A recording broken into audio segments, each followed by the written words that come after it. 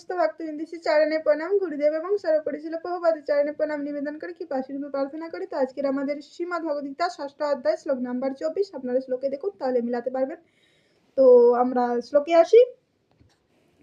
সনিশ্চয়েন যুক্তব্য যোগঃ নির্বাণ চেতসঃ সংকল্প প্রভবং কামং ত্যক্ত্বা সর্বান শেষতঃ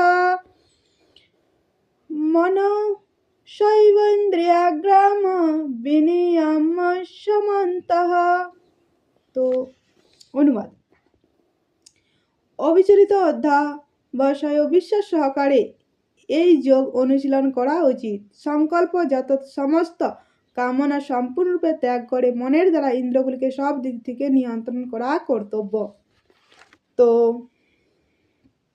আমাদের আলোচনা মনকে নিয়ন্ত্রণ করে কিভাবে ভক্তিযোগের মাধ্যমে এত আনন্দ লাভ করা যায়। তো এই আনন্দ লাভ করতে গেলে কিনা আজকে বলছেন কিনা সনিশ্চয়েন, অর্থাৎ দৃঢ় সংকল্প লাগবে এবং ধৈর্য লাগবে, না হলে কিন্তু হবে না। তাই সংকল্প ধৈর্য লাগবে। শিলা প্রভুপাদ চড়াই পাখির একটা উদাহরণ দিয়েছেন। চড়াই পাখি তিনি তার ডিম পেড়েছিলেন এবং সমুদ্র ঢেউয়ে সেই ডিমগুলোকে ভাসিয়ে নিয়ে যায়। তিনি তার কাছে সেই ডিমগুলো চায় যে আমার ডিমগুলো ফিরিয়ে দাও। সমুদ্র কথা শুনে না।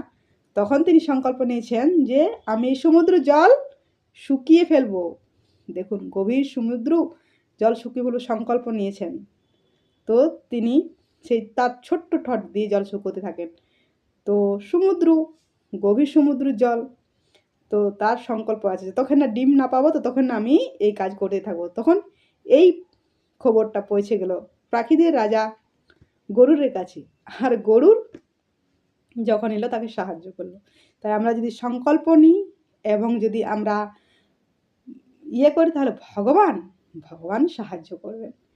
তো ভগবান তাকে সাহায্য করবে যিনি সংকল্প নিয়ে এগিয়ে যাবেন। তো তার জন্য আমাদেরকে সংকল্প আর কিনা ধৈর্য লাগবে একটু। তো আমাদেরকে তো তাহলে আমরা সেই ভক্তিযোগের মাধ্যমে আমরা আনন্দ লাভ করতে পারবো। আজ এই পর্যন্ত। তো আজ আমি একটু অন্যখানে আছি, তাই অন্যখান থেকে আপনাদেরকে গীতা শ্লোকটা পড়ে শোনালাম।